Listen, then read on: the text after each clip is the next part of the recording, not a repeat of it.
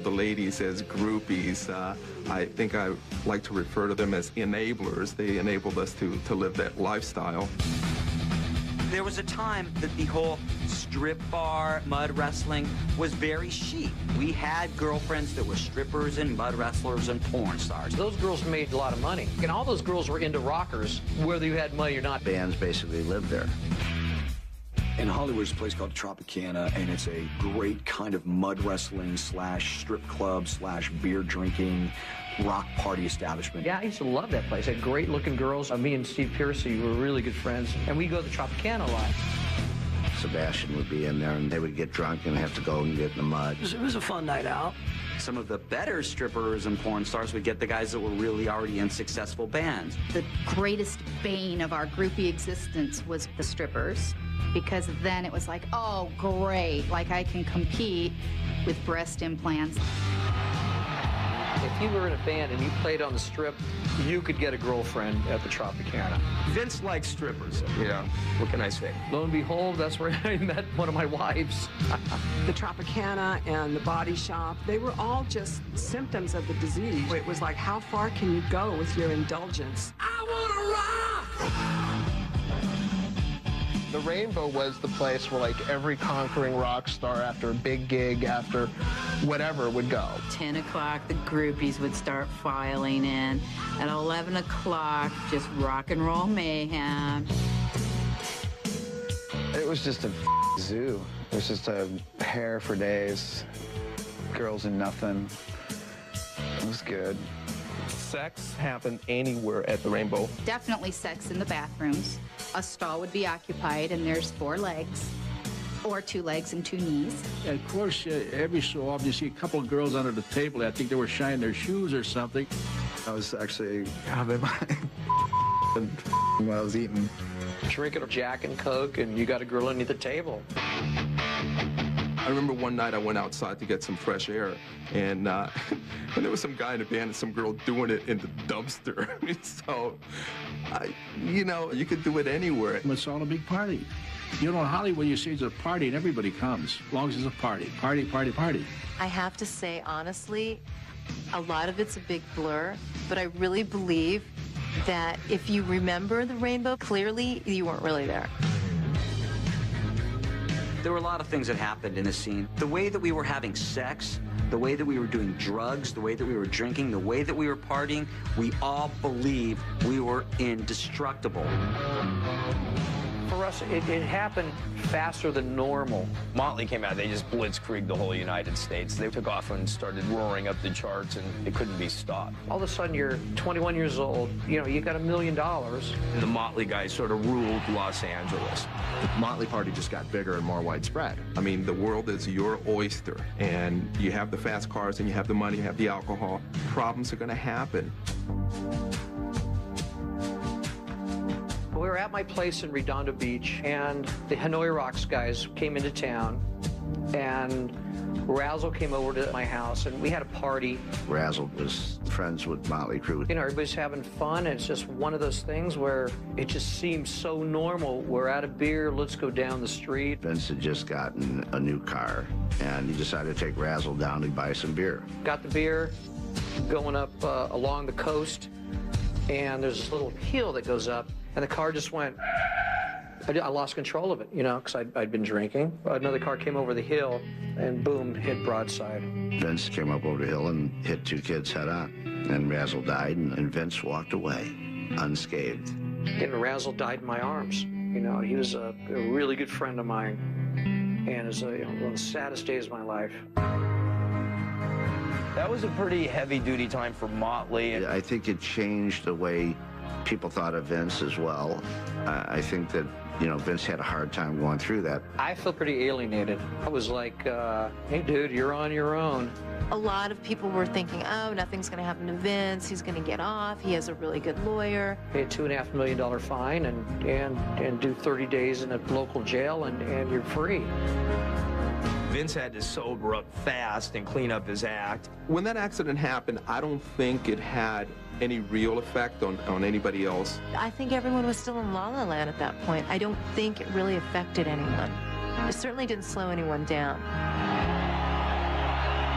So, Coming up, the ultimate chrome polish. We just had 2 Jaguars lined up, so I just started rolling around on the cars and doing the splits and jumping from one car to the next. Next on When Metal Ruled the World.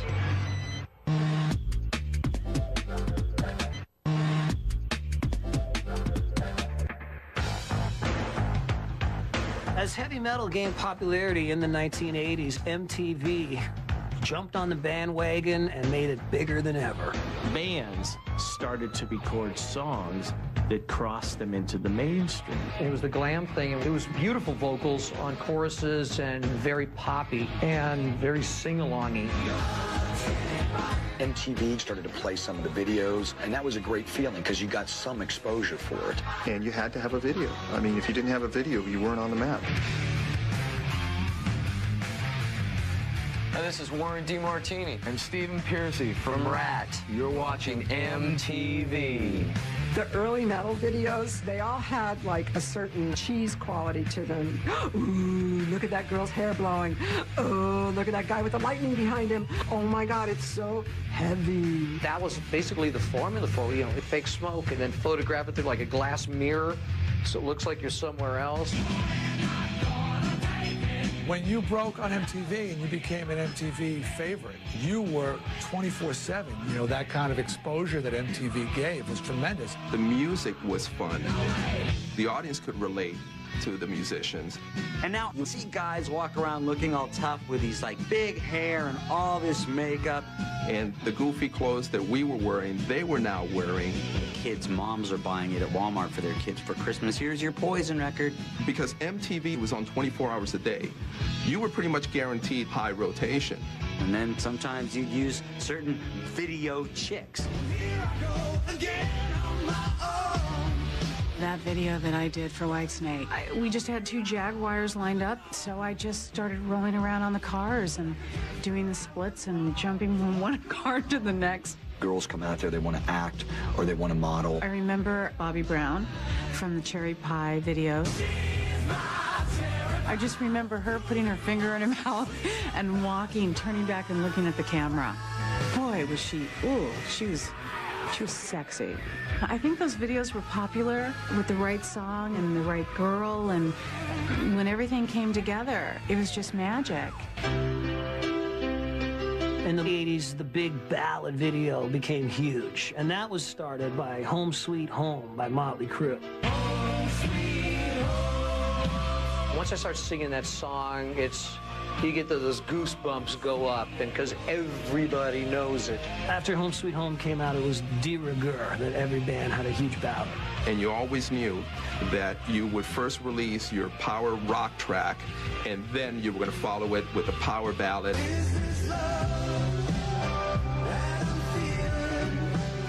And it's going to be this huge production video, and there's going to be a pretty girl, and there's going to be the sad guy.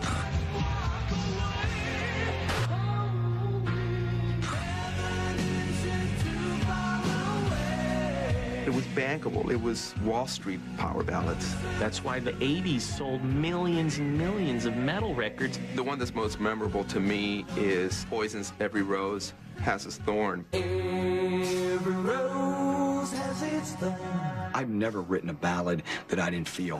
When I wrote Every Rose, I dated a stripper. I was sure she'd never cheat on me, and she broke my heart, and I wrote a song about it.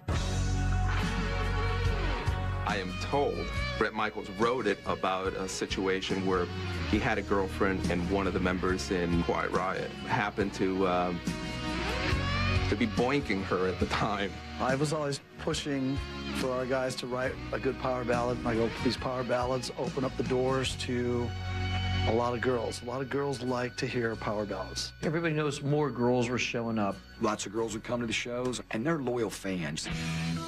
And that's when you get like 90% women in the audience. And the thing is, like, the guys would go, even if they didn't like your music, they'd go there because the girls were there. And so you'd be sold out every night. Girls would come to the show. The goal was to get backstage, meet the band. Hot chicks were very scantily dressed, which is the way we all liked it. Biggest high of being a groupie is they picked me. They have a whole new town and a whole bunch of girls to choose. they want to walk out with me on their arm. And it was a huge high. George Lynch is my best. He's the ultimate. I love the man. I really like to jump his bones. A lot of these girls, it was almost like a badge of honor. If they could say they slept with Nikki, Tommy, Vince, Brett, David Lee Roth, and just go down the list, they're like, yeah. Well, while we were on stage, a couple of people that worked for us would walk out and look for the best-looking ladies and see if they wanted to come back and have something to drink or whatever. It was all innocent, of course, you know. Band members would have little cues worked out with the crew as far as signaling who they liked out in the audience. Tugging on my right earlobe, you know, like the brunette in the front. So we had night vision binoculars to actually spot the girls out. They'll even screw up an entire song trying to figure out how to get the chick back. I mean, they'll forget words, stop singing, stop playing. I mean, it's insane. There's always wild orgies going on the road. Anything you wanted to do was possible at any time, any place, anywhere. We've had a lot of fun on the bus. Bras from the ceiling, from the bunks. With Poison, we kept the condom machine on the bus, and it was safe sex. We promoted it, we were open about it, and that way you had a lot of fun and you got no diseases. We actually had a tour bus at one time that was fitted up with video cameras in the back lounge, hidden discreetly behind speaker grills with special lighting so you catch everything on tape. Well, this certain nice young lady and I were in the back lounge, and little did she know that everything we were doing in the back lounge was being viewed on all the television cameras up at the front. And every time I do something a little dramatic, for lack of a better term, there'd be this big, like, rush of applause coming from the front of the bus. And she'd be like, what was that? Well, they're watching a football game, you know? We were just into the pure freaky sex. That was it. It was men being as indulgent as they possibly could get away with on every level. All they did was take drugs, get drunk, show themselves off in front of a bunch of adoring fans, and go through chicks like Kleenex. It was a heady time. It was fun. Metal ruled from the Strip to the arenas all over the world. And now America is seeing our LA rock and roll scene, and they're selling millions of records. It was still so hard for us to believe our scene was not our scene anymore. It was the world's. Metal became so gigantic that MTV was literally forced to give it its own 3-hour show every Saturday night. I became the host of Headbangers Ball. I'm Ricky Rackman, and it's a special episode of the Headbangers Ball. And that's where we turned America on to all the bands from all over that were coming from that scene. Tonight, we are spanning the globe to bring you the constant variety of hard rock. It was really cool because you could stay completely up to minute, and it was very relevant to the 80s hard rock scene at the time.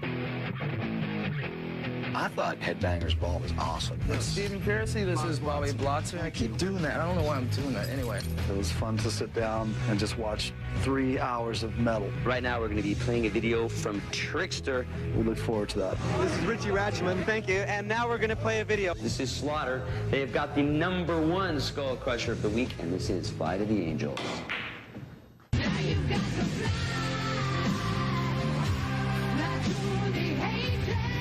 The worst thing about MTV's involvement in the whole metal scene was they made it inoffensive. You completely got overexposed. It just got blown up by the record industry, who was looking for a formula. They had figured out that if you get them a solid power ballad, you've got a home run. Record labels in the 80s adopted a cookie-cutter approach. The image became at least as equal, if not more important, than the sound. And that happened to a lot of bands. For the whole genre, it was time to move on because everything had gotten so overindulgent, and we lost sight, I think, of what really rocked.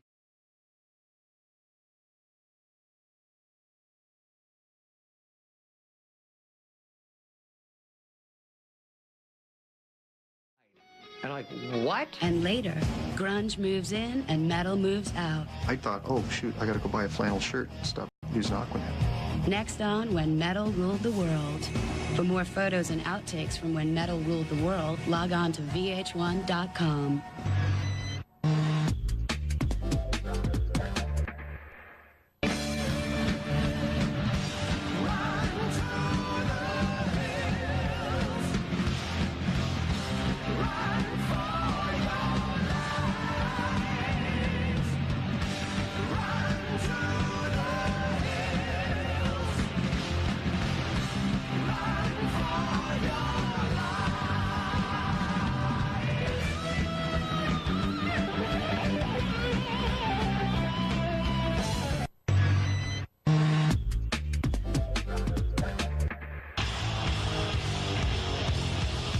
80s with videos and the music. There was a lot of silly stuff, and it was ridiculous. All became about the image and the posing. Somewhere along the mix, everybody kind of...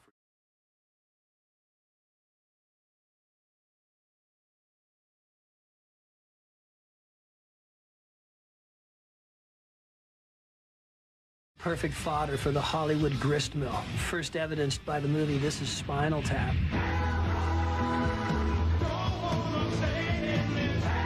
Spinal Tap was the perfect parody. I'm probably one of the few people that actually thought it was funny. The Stonehenge scene in Spinal Tap is very funny.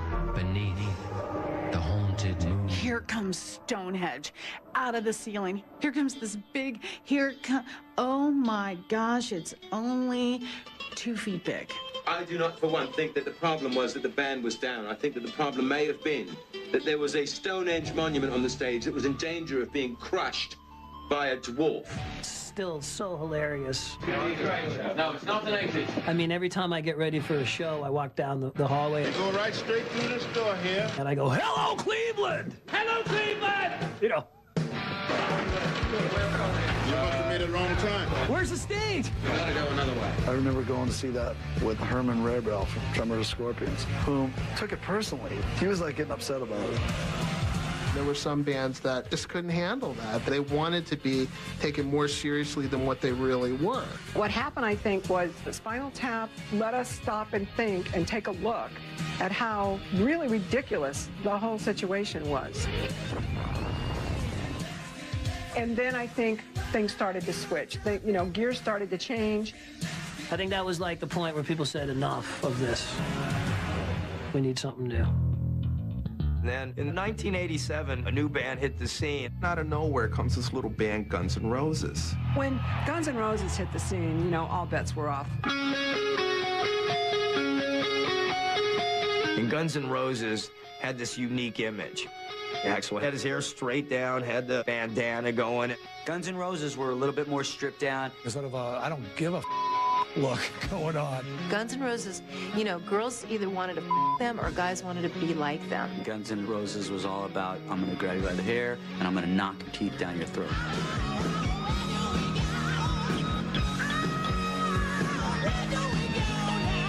There was nothing planned out in Guns N' Roses. It was the purest, most unpredictable thing. Head banging. MTV smash right here. Guns N' Roses with me right now. I'm going to give you 30 seconds to redecorate this room on your mark.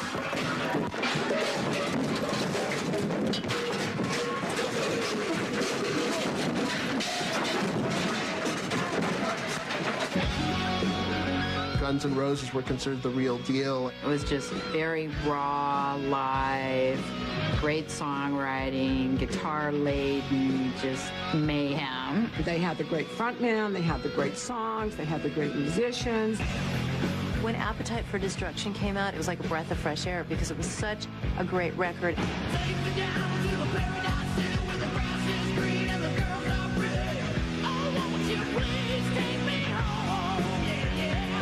Appetite for Destruction had so many hits on it, and it was like they were unstoppable. It was the best thing that happened to rock in California and nationwide and then worldwide from that point on.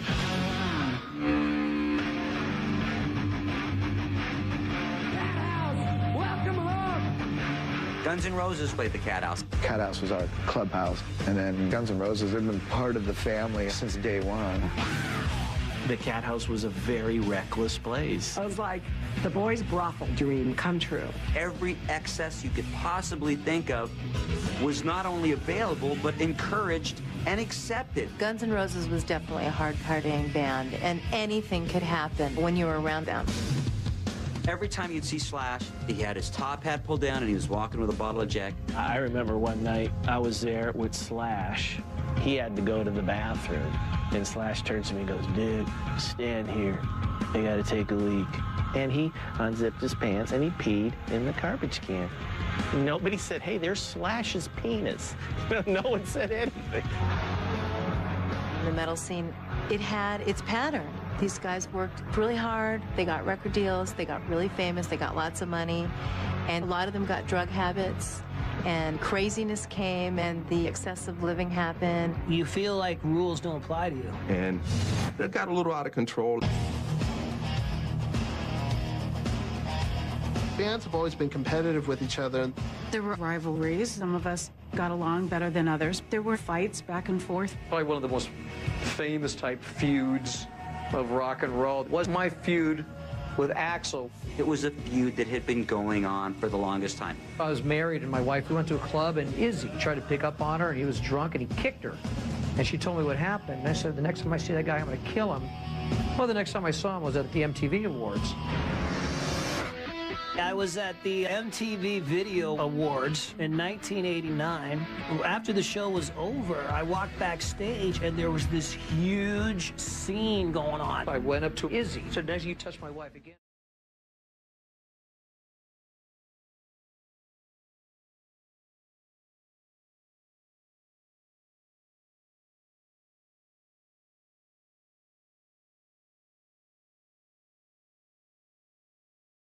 Challenging Axl Rose to a fight on TV. Axl, if you're watching this, I want to challenge you to a fight.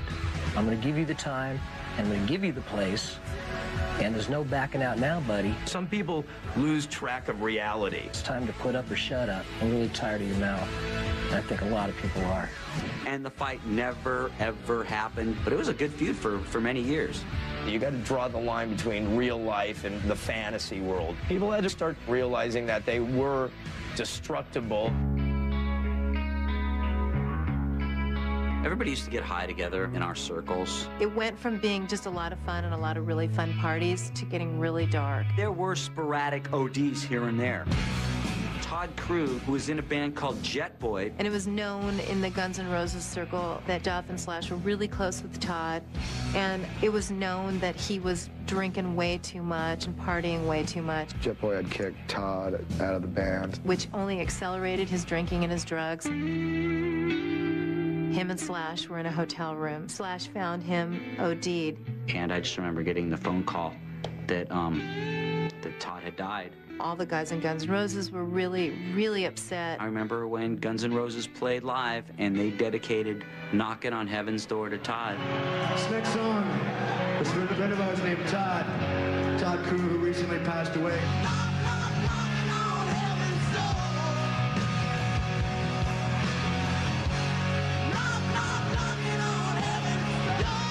We always thought that we were all superheroes, and the fact is that drugs were stronger than us. Nicky's always dabbled in heroin. That was his drug of choice. You know, Nicky left the cat house one night and shot up a bunch of dope, and Nicky OD'd. I was actually one of the first people that got the phone call. Oh, Nicky's in the hospital and he died. And I'm like, what? I believe he was clinically dead for 2 minutes, and they had to ram 2 needles of adrenaline into his heart to revive him. I called the hospital. He said he was out on free admission where they're not responsible. He hitchhiked home from the hospital and, shot up again. He went home and did some more drugs. When you pretty much die, come back to life and do it again, that's the first indication that maybe you have a problem. We didn't know how bad the drugs were, but they're really bad for you. And we felt we could do anything, and it was going to last forever. It showed that we were not indestructible. Those things really marked in time that things were really changing and bad things do happen. Next, metal's world comes crashing down. I think the mistake a lot of the bands made was that they would spend all their money. Unfortunately, the rug got pulled out from under us, and we pulled it out from under ourselves. Vince, he would buy cars, write a household check out for $25,000, and he wouldn't have 10 cents in the bank account. Next on When Metal Ruled the World.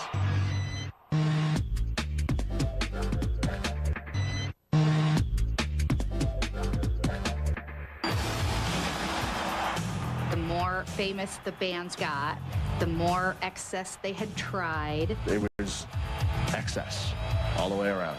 You did what you wanted to do, and there were no boundaries or no rules. What had been a lot of fun in the mid-'80s, by the late '80s, wasn't so much fun anymore. Metal was about having fun, but it started to fall apart.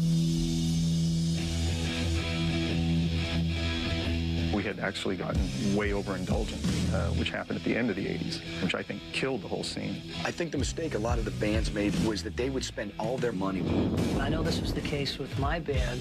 We came from nothing, and then we all got big, huge houses I had a couple Mercedes-Benz. You go buy a fast car, you know, so I went and bought a Pantera. And then things started going a little sideways, and maybe the money wasn't coming in as much. The bands aren't selling records anymore. They're going on the road. They can't pay for the tour bus. They can't pay for hotel rooms. Vince, you invite cars, you know, write a household check out for $25,000 for some Pantera or something, and he wouldn't have 10 cents in the bank account. We got to the point that when things were going really, really bad for the band, I sold my house and started renting. Started catching up with a lot of people. The career wasn't panning out the way you would hope and ended up being far shorter. That was part of our downfall. Unfortunately, the rug got pulled out from under us, and we pulled it out from under ourselves, ironically. Ooh, let me tell you what I want. Metal was all about group, no political stance whatsoever. Just let's all have a real good time. And then the whole Seattle scene happened. And we started hearing this drony kind of depressing but very socially relevant kind of music coming out of Seattle. It was a big threat. It was a big threat to the metal kings here. I think that the turning point from metal ruling the world into grunge ruling the world was the song Smells Like Teen Spirit.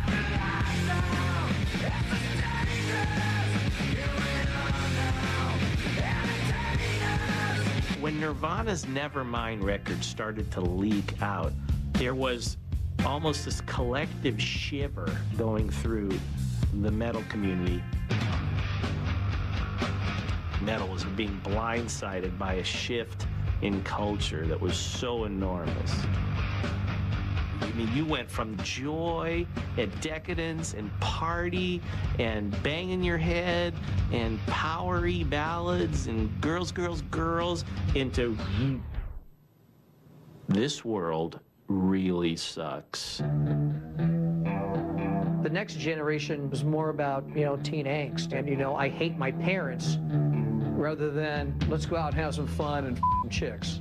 Nothing killed hair metal. It was grunge marketing that affected us. They started to market anger and depression, and that made it big. I thought, oh, shoot, I got to go buy a flannel shirt and stop using Aquanet. I didn't like it. I still don't like it. I never understood about singing about how up your life is when everybody knows their lives are up. What we did for a living was to take people away.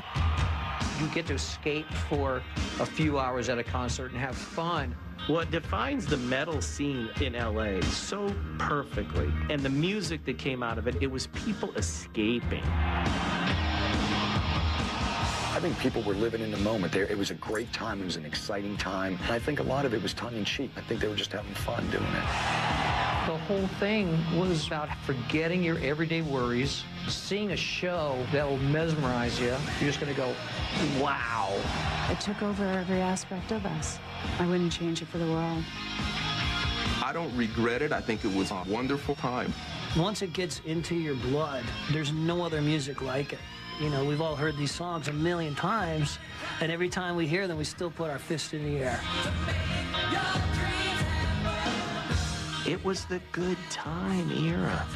It was a real time, as Motley Crue coined, of decadence. It was a time of decadence. Decadence ran its course.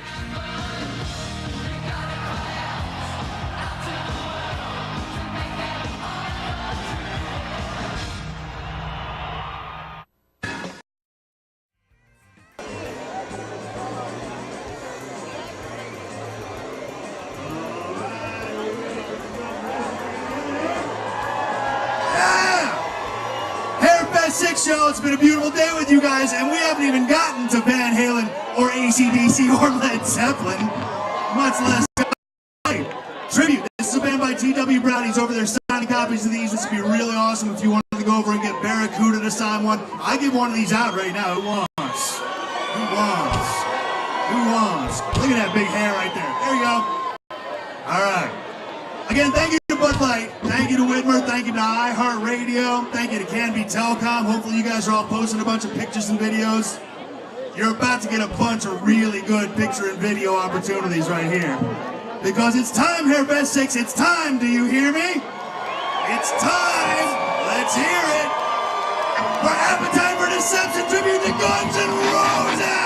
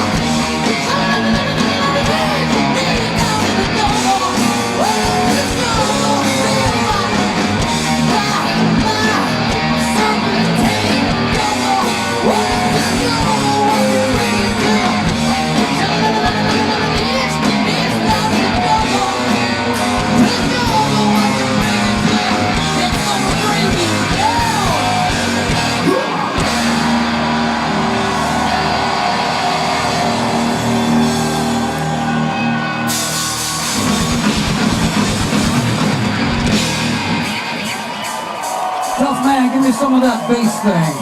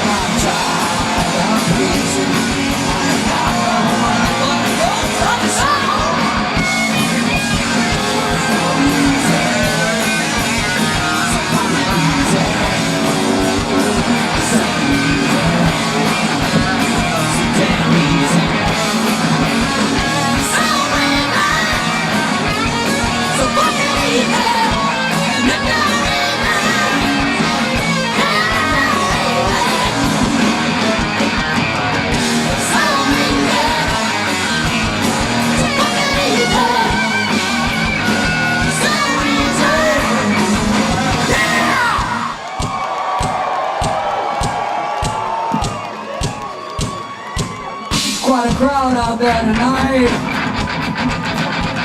We're gonna take you guys dancing with Mr. Brownstone.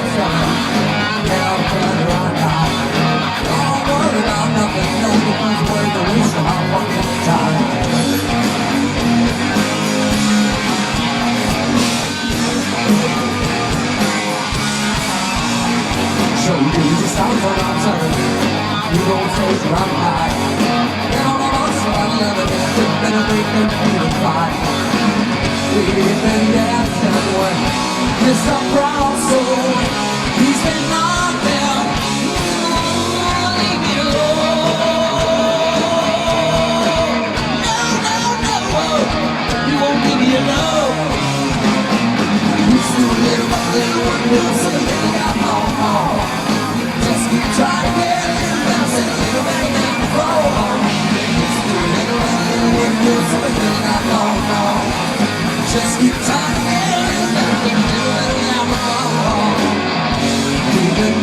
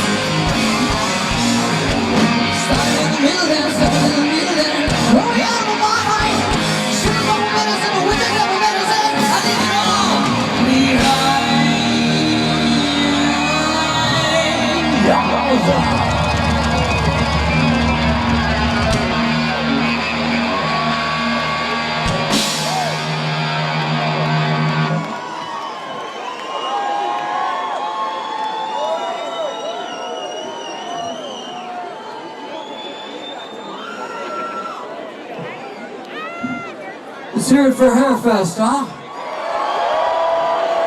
Where else can you go and have this much fun for this much money? I don't know. The bands have been phenomenal. Jason Feldman's amazing. T.W. Brown for putting out the book, Tribute. If you haven't looked at it, he makes a suggestion of having musicians from the show sign each page. It's kind of a cool thing to do. We're doing something different tonight. Hope you guys appreciate this.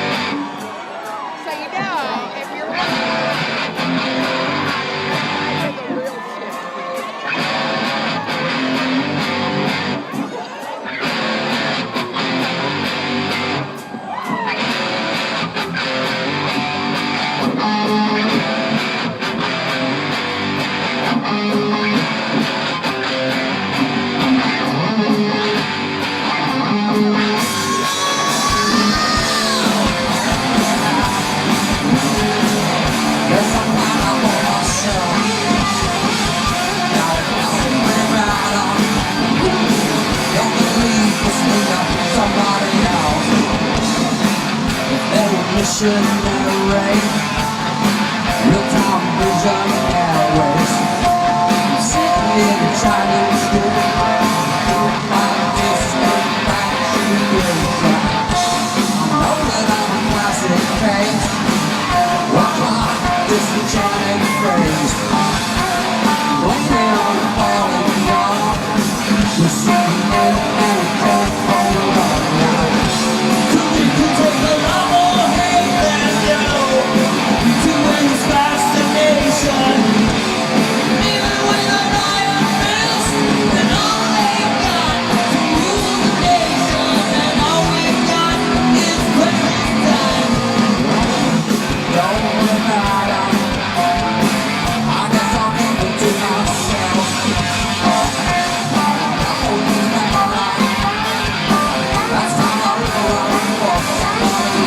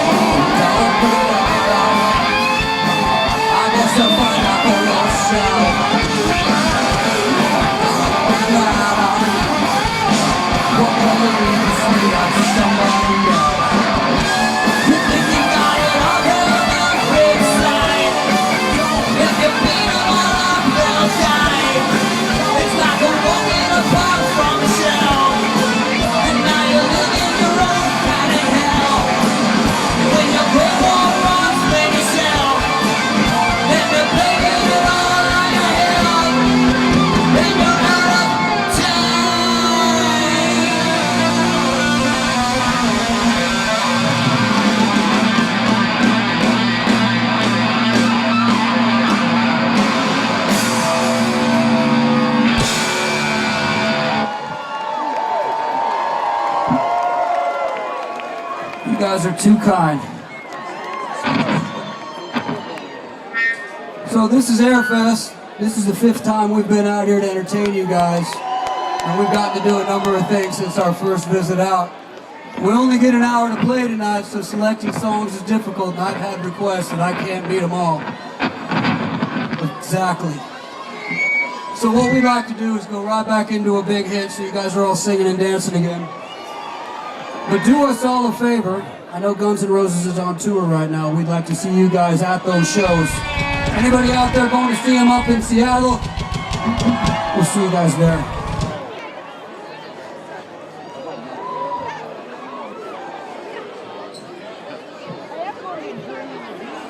As soon as Mr. Slash is done taking his time, I'd start a sing-along or something with you, but the tuning on this is also important.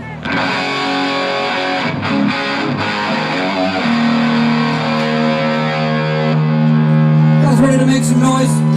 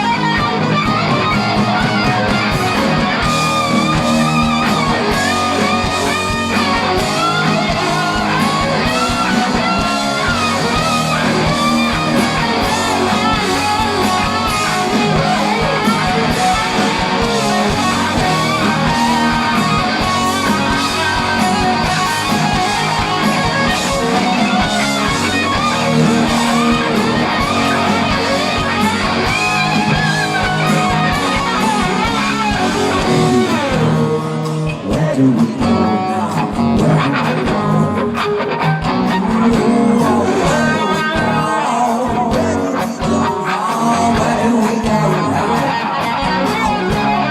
Where do we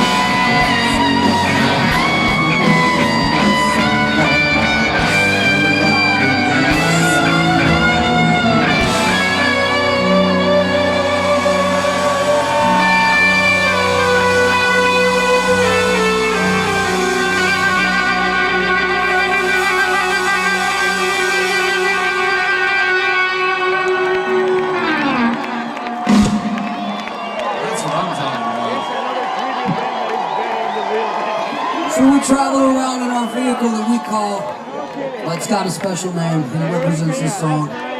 This is not about drugs, it's not about drinking. It's basically about a walk in the park. This is called Night Train.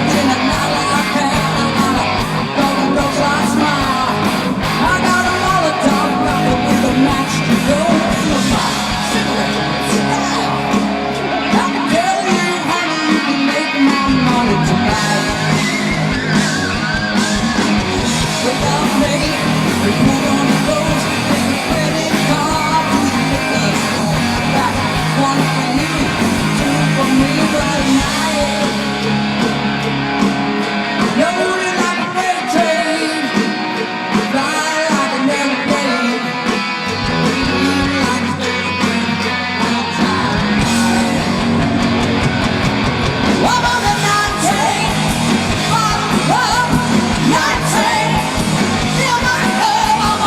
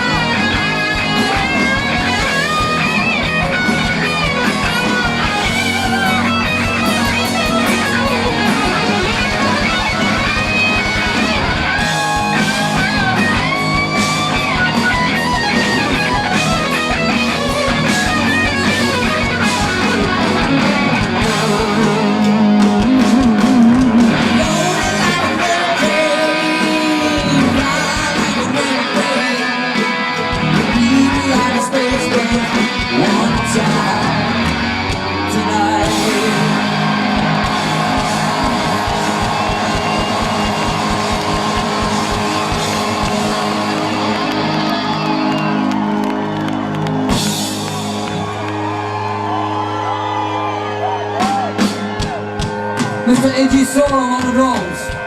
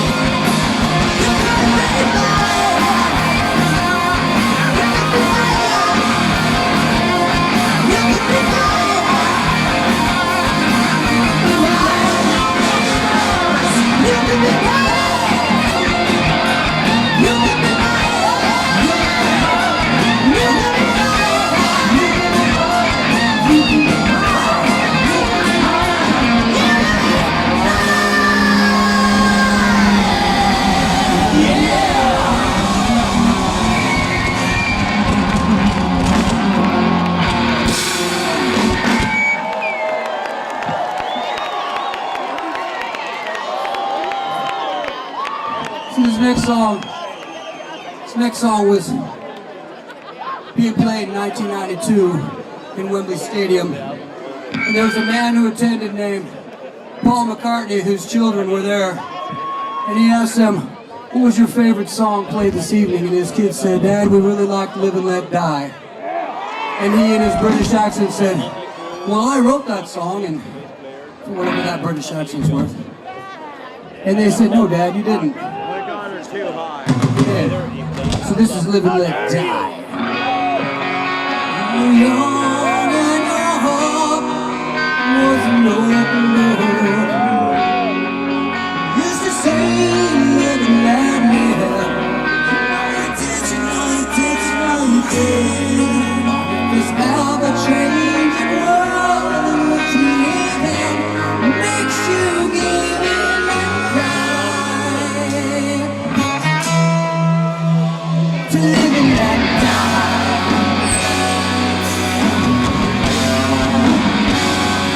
Live and let die.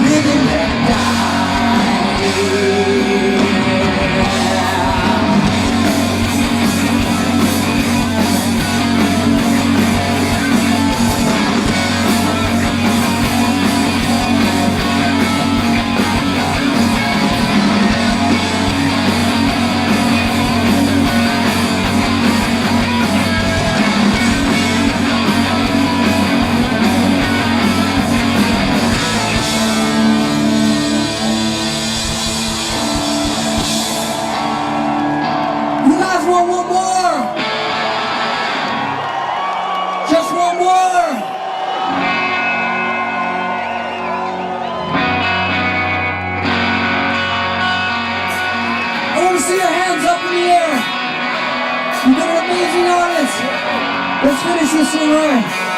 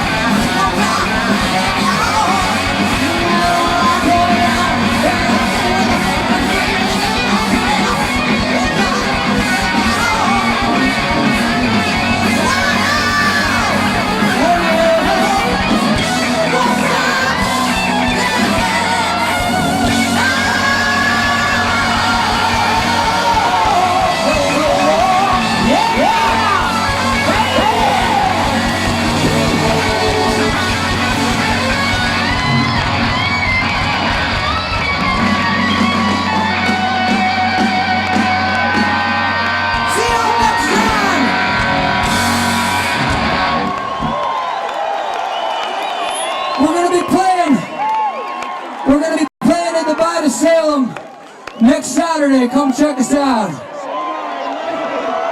We'll be over at the picture booth in a bit. Come on by.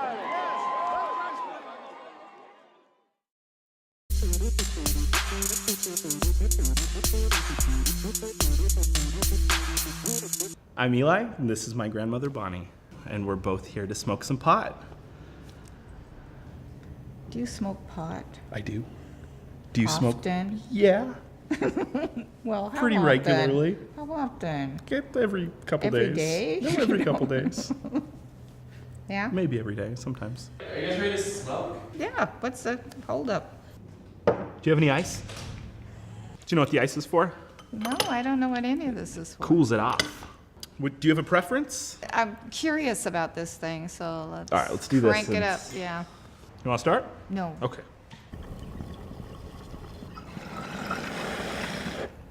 Ooh.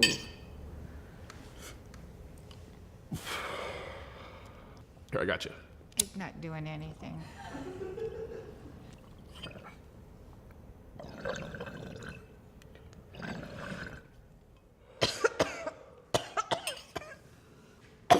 Oh my God. How can you take that? That is brutal. Practice. You're a pothead. But I'm just. That, I mean, that is just like burned all the way down. Like That's way more my speed than that. Is this one of those pre-rolls? Oh, you buy it like this? Yeah, I think that. Really? When you were younger, were there like drugs around? Do you remember people As a doing kid? drugs? Yeah, when you were a kid. No. No. Nothing. I didn't even think about it as a kid. Never. It wasn't even something that I was aware of. When did you first find out I smoked pot? Was it my mom, Tracy? You just kind of assume it, you know. Do you have any tricks you can show her? It's called, I think it's a ghost hit or like a ghost inhale. Make a ghost? Make a little, yeah, or like a. Sure. Whoa. But it's like. That was really. It's like a little bit much.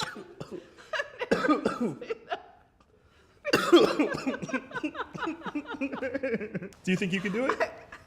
No. You don't want to try?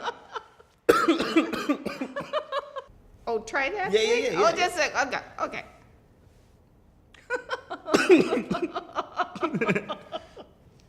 Okay. Hold on.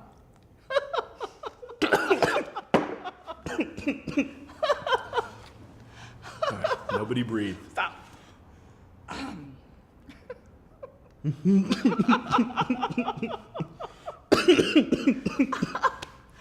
Oh, you're making me cry. All right.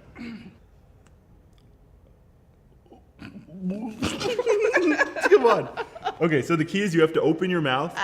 No, but the key is don't exhale. Okay. You just gotta open wide and Okay, just okay. call it. Ooh, then inhale. Ooh. You did it that time. Yeah, but you gotta inhale. You gotta. I want to hear about the 60s. It sounds wild. I don't remember anything. Is that a good thing or a bad thing? If you remembered the 60s, you weren't there.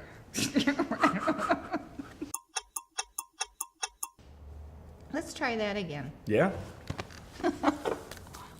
All right, Ida. Oop.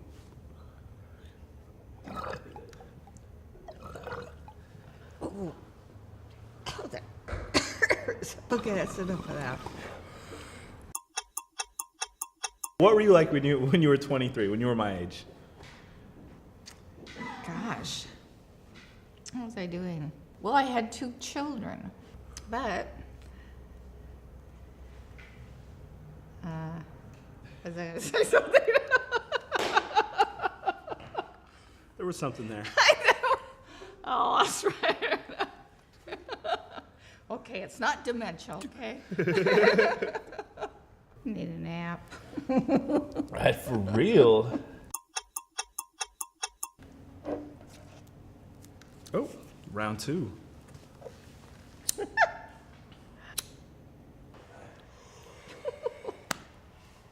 Crack up.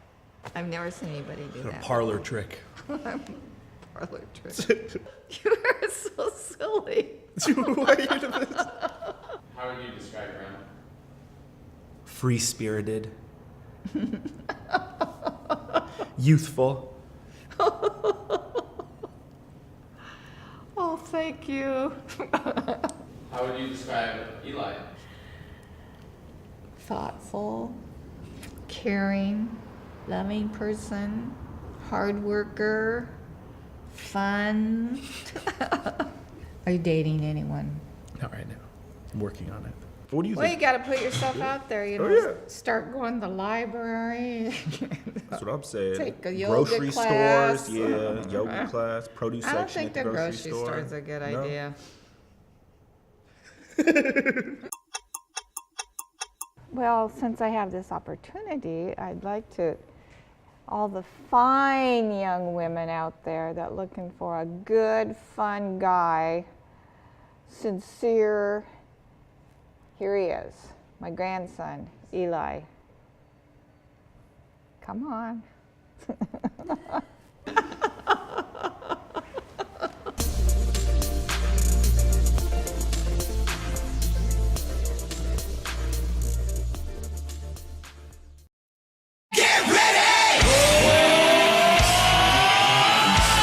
They're Canada's next hot rock band. Franklin Steelers, with new music just released.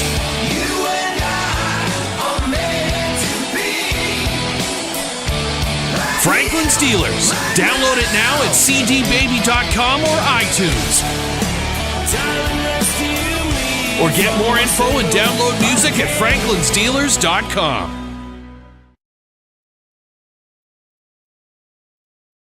You have heavy metal's blessing. Here it is. Shoot the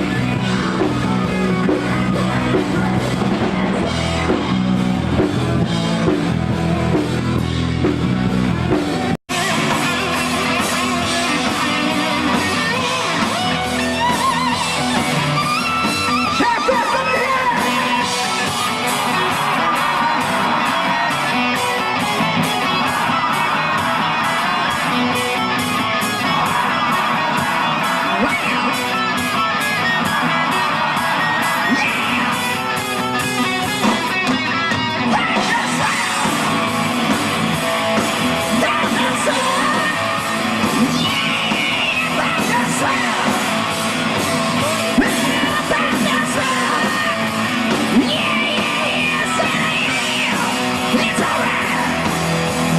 We're still in bed. Telling you it's alright. We're still in bed.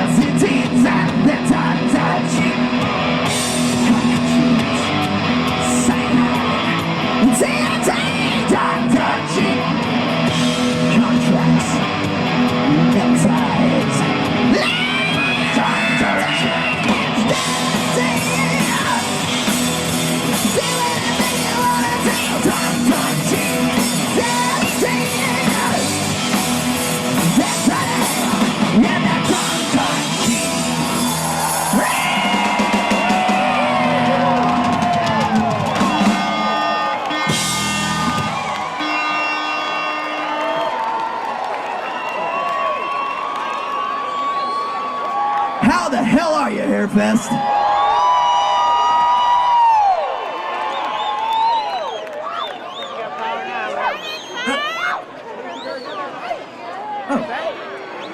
I'm sorry, I said, how the hell are you, Hair Fest?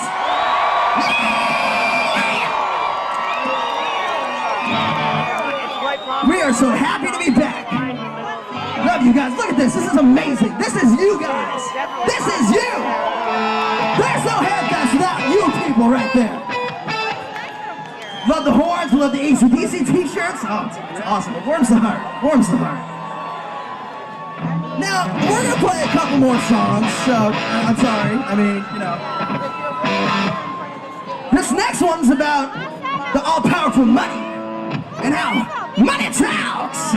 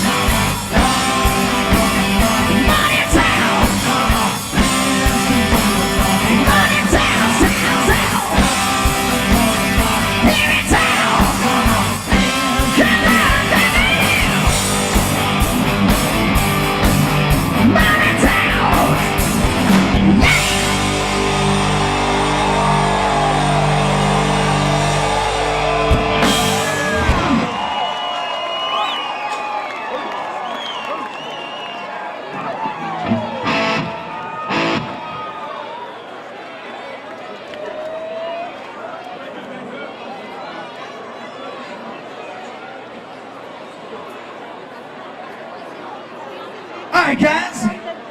So, real quick, the beautiful merch mavens over there selling t-shirts, all that good stuff. Mr. T.W. Brown, great author, great friend, good guy. Go check out his tribute book. It's awesome. Seriously. Good dude right there. Never been more excited to get a book. It's awesome.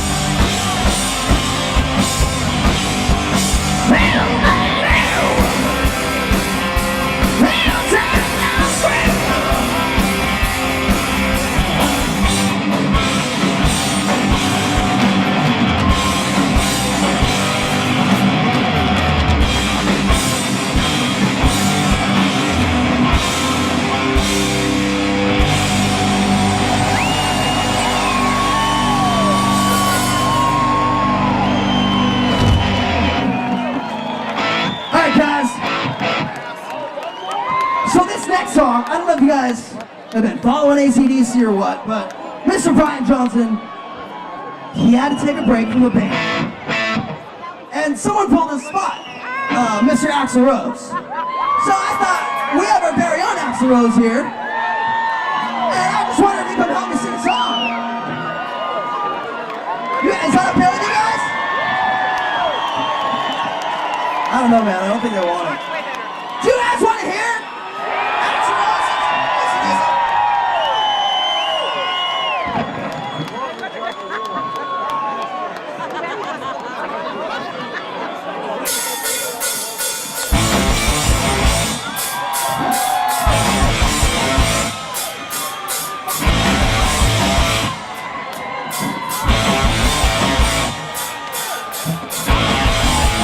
Won't tell you a story about one I know. All calm loving, ooh, steals the show. Ain't exactly pretty, she ain't exactly small. 42, 39, 56, you can take it out of there.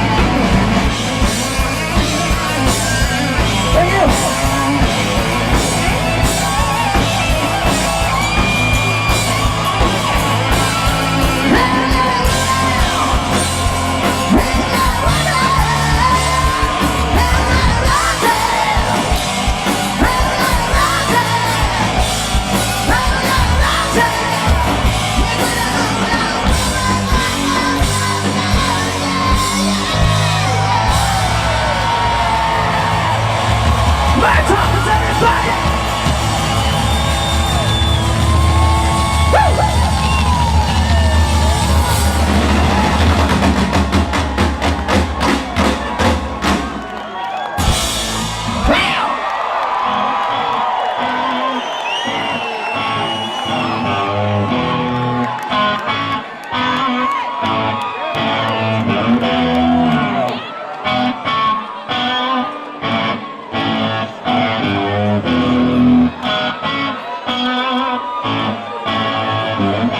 And now you mailman, throw away your fancy clothes. Way out there sitting on a fence. Get off your ass and come take me. Rock and roll ain't no real man. Some man makes sense. Good sense, let's go. Well.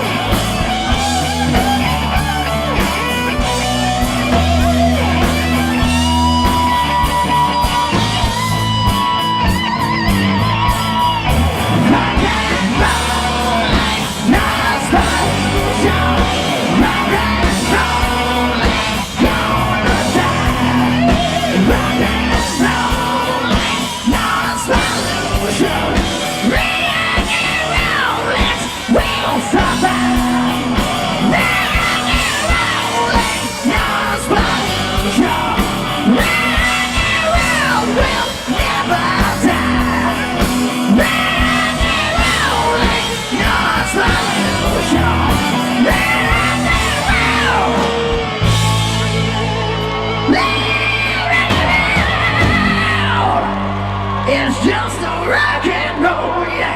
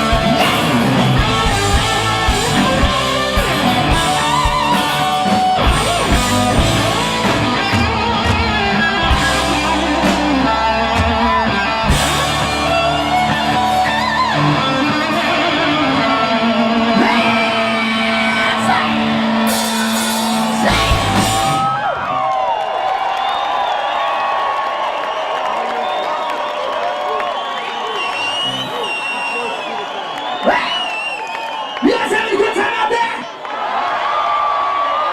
Woo! 'Cause we sure as hell are. You having fun? Gotta love Hairfest, guys.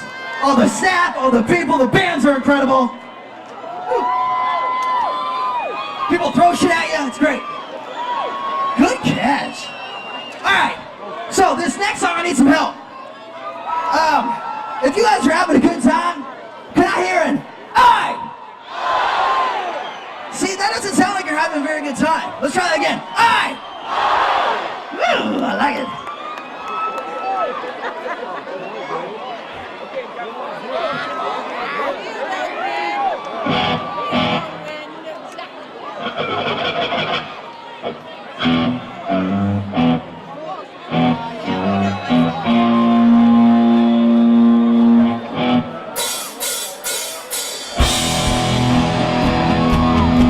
Now's your time, Hairfest.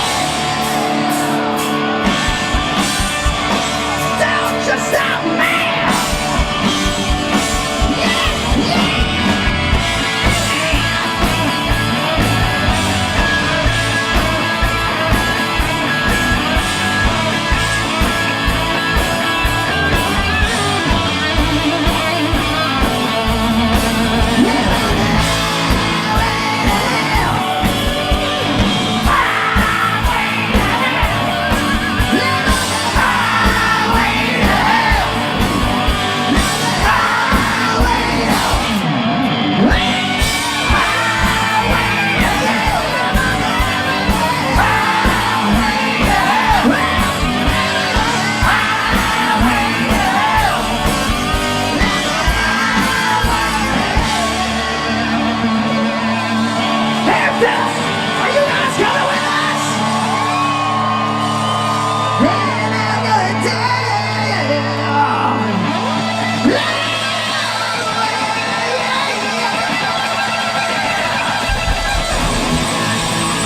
Let's hear everybody out there right now. Shoot the fucking thrill. This is a good time to what?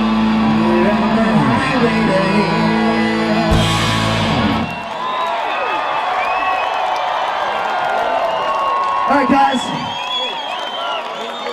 We got one more that we're saying tonight. Get ready for Unchained and Ramble On. I swear this guy switches guitars like 8 times in the show.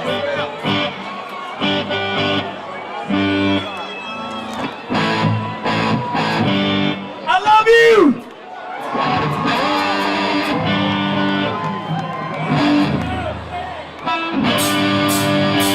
Thank you so much, Eric. That's been a great time. We hope you did too.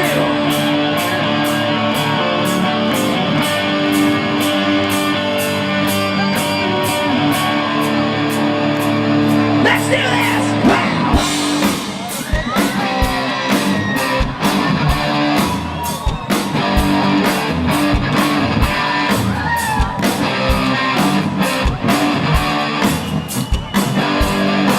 She was a fast machine. She kept the mood on clean. She wasn't. She could sing the sound, sing the plain old lines. Knocking me out windows of everything. Now singing more than a shell. Having not in the rail. She told me that young, but I was already there. Now the world was shaking, the earth was quaking. I was singing, we were making it. You should be on. Yeah, you should be on.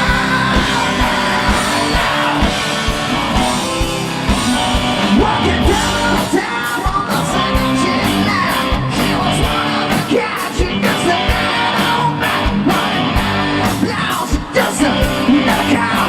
Need a meal out of me. And come down the road. We'll take it out to take another round. Now I'm back in the ring to take another swing. Now the wild was shaking and was quaking. I was saying we were making it. You should be on now. Wow.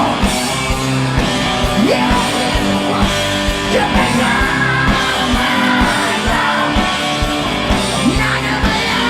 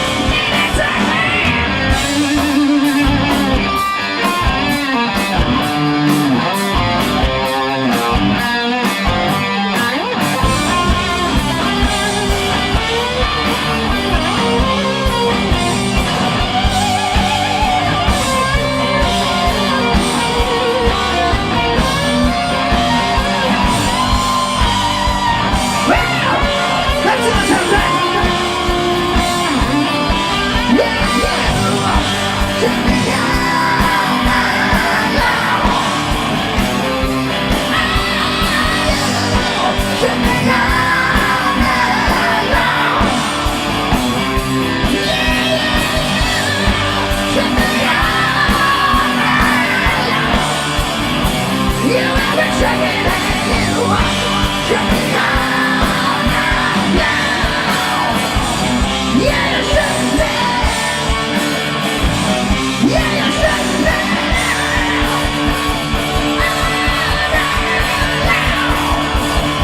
Thank you so much!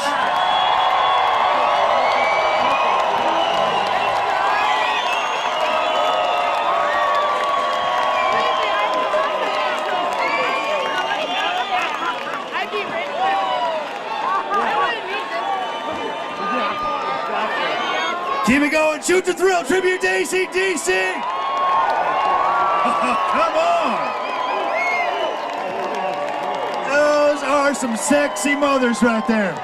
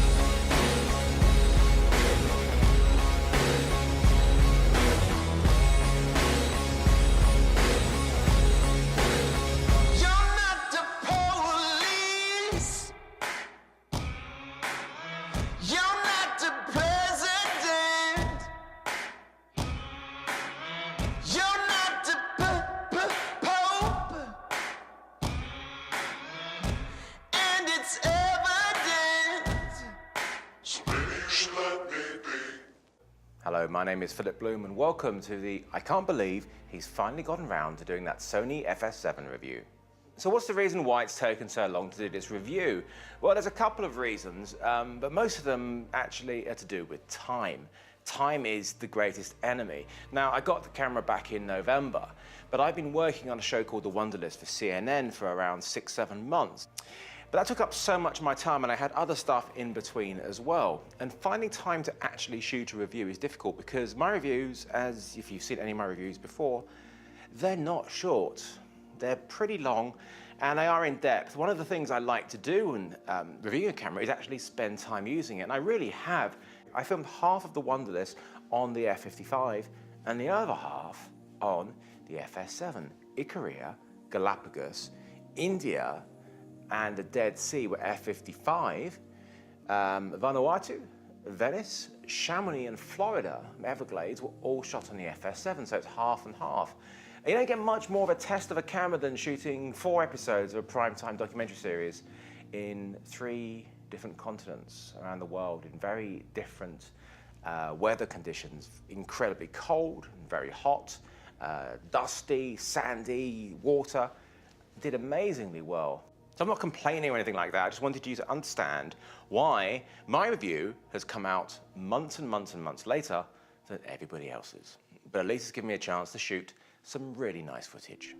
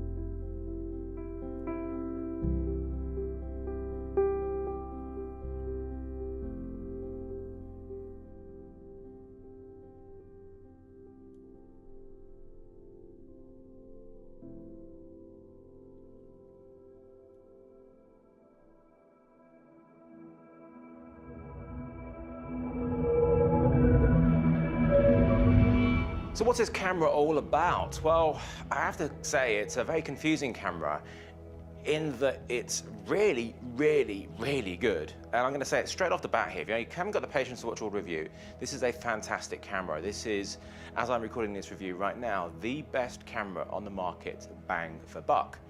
Essentially, what it actually can do, feature-wise and image-wise and everything about it, for that price, there's nothing that comes close. A common reaction to when the FS7 was first announced was a, huh? What? That can't be right. Surely that's wrong. That's not the right price. Those aren't the right features.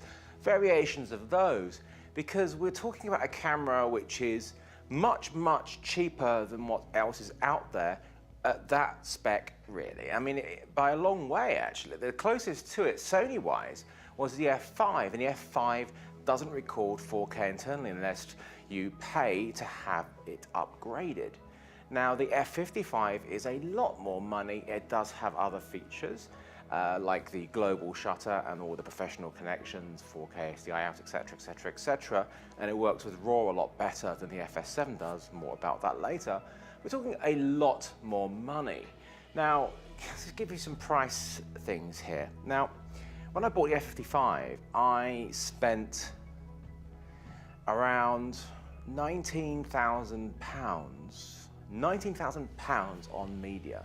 These are the R5 RAW cards and the S/S Pro Plus cards for recording the XAVC codec.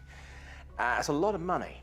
Now, the FS7 cost me £5,100 plus VAT, so around £6,000 or so, £6,000. And the media, I got XQD cards. I started buying them actually because they can work in the F55 with an adapter, and they're a lot cheaper, and they cost a fraction of the S/S Pro Plus cards. In fact, I have 8 of them now, which is enough for a day or 2 days worth of shooting. And it probably cost me around about $2,000, so £1,500. We're talking a huge difference in cost here. I first saw the camera at IBC 2014 in Amsterdam, and I was impressed. It wasn't too heavy, it felt quite nice, and the grip was one of the most curious and interesting things. The body shape was nice. The whole thing had a feeling of like a 16mm film camera. The grip itself reminded me very much of what I put on my F55 from Vocus, but just more functionality, because my Vocus one only has a stop-start button. To have this come with it and have all these controls on there, access to the menus, which is very C300 in a way, but offset and in a nice position that you can adjust. It's nice. It's a camera that more or less works out of the box. Let me repeat that. It's a camera that more or less works out of the box. There are very few cameras that more or less work out of the box. Now, you are going to need lenses, cards, and more batteries, tripods, lights, and everything. Of course, you know, all those other stuff, but many cameras you buy these days don't come with batteries, don't come with viewfinders. And, you know, that obviously is not great. And then many of them, in fact, most of them, you need rigs galore to make them work. Now, when we talk about rigs on the FS7, you can get away without using one just fine. I didn't use a rig at all for the Wonder List.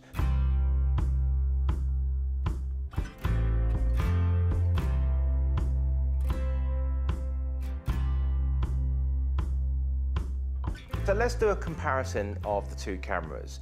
An F5 with a 4K upgrade on one hand, and the FS7 on the other hand. There's a vast difference in price between these. Now they, as far as I know, use the same sensor, have the same sensitivity rating of 2000 ISO. Now, there's a few things missing from the FS7 right now. It's a few firmware updates away from being as polished as the 5 and the F55. One thing it doesn't have is some of the connections that the F55 has, the time code, the gen lock, and some of those professional connections. And also the way that it can record RAW, specifically with the Sony recorder. But I'll be talking more about RAW later on. Build quality wise, the FS7 is actually very solid. It may look plasticky, but it's actually not too bad at all. It's magnesium alloy and with like a plastic veneer of some sort.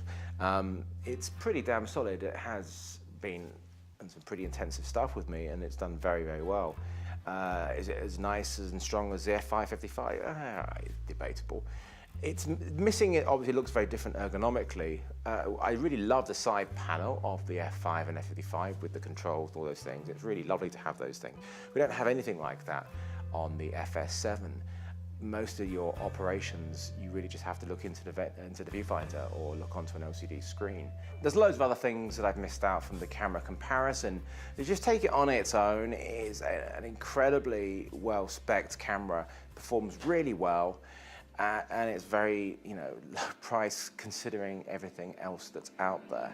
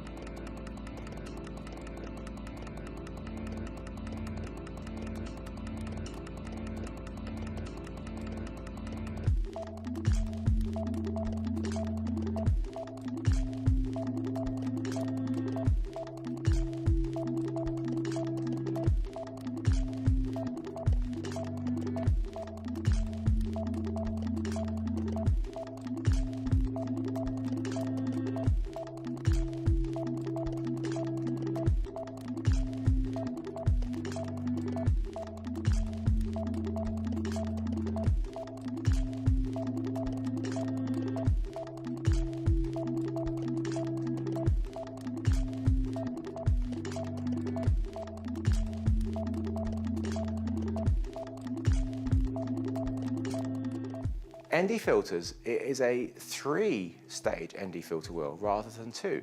Much better than the F5 and F55. How can it be better? It's a cheaper camera. The Sony menus are a bit slow. I kind of gotten used to them being slow. They're not fast and zippy like the Canon menus, which drive me nuts. Really, it can't be any faster than that. Surely it could be better. At least you do have this thing called user menu, and you have the ability to create shortcuts on some of the buttons, and your user menu can have the most important things that you change in the camera. Get that set up right because it can really help you when you're doing stuff. Change those to what you want them to be because that user menu is going to save you a lot of time as opposed to going through and trying to find stuff in the menu.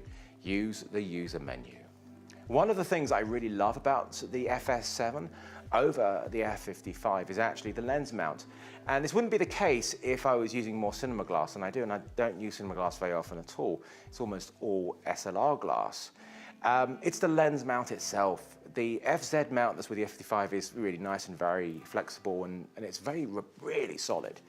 But the E-mount that is on the FS7, the same E-mounts on the A7S and all those other cameras, is very flexible, and one key thing, it can take a speed booster. Now, the A7S is a stills camera, which is filming me now, and it has a full frame sensor, but the Super 35 sensor in the FS7 is smaller. And it's a completely standard sensor for this sort of camera, and there's nothing wrong with that, but I do love that full frame image. And you can get the, a pseudo full frame image and the better sensitivity using a speed booster, and amazing, amazing things. And I used them on the FS 100 and the FS 700. And the results are fantastic, and the same thing with the FS7. So I'm able to make my sensor effectively larger, get a change of aesthetics, be able to get a shallower depth of field, a bit more sensitive, not that I really need it with this camera. But if I want to have that Super 35 aesthetic, I just switch to the normal Metabones adapter. So you can use the Speed Booster, I use the Speed Booster Ultra for Metabones, and a normal version 4 of the Canon adapters. Or you can just put on a native glass, which will be by default all cropped, as in Super 35. You can't put a native piece of glass on a Canon adapter because it's not a Canon mount. It's kind of obvious.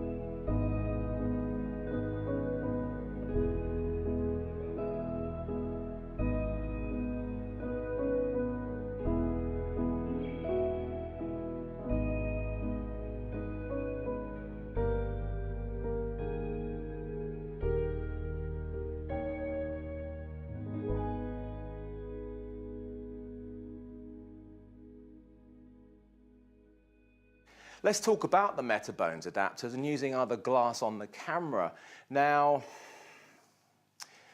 obviously, there's something very nice about having cameras which don't have to use adapters, using native glass. Now, I've always been of the school which is, buy glass that's going to last you different cameras. Don't buy glass which is specific to those cameras unless you're super rich, because you want something that's going to be portable. And the most portable glass I've come across in my experience is Nikon glass, because it goes on pretty much all cameras, even Nikon's. But they go on Canons, they go on all these cameras with adapters because the flange is slightly bigger than the Canon flange. But the problem with the native glass made by Sony is the way the manual focusing is done. It's not fun. It's very inaccurate, and it's not linear because it's not mechanical. It's very electronic, and you can't use muscle memory because it's not in the same position for things. So trying to do a rack focus is incredibly hard.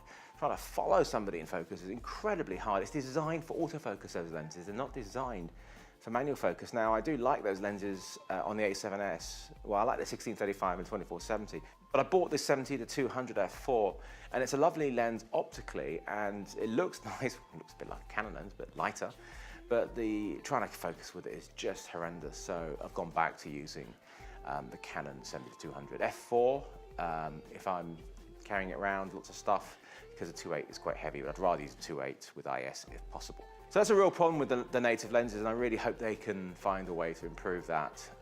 I need the ability to be able to use muscle memory to change focus, and really just cannot right now.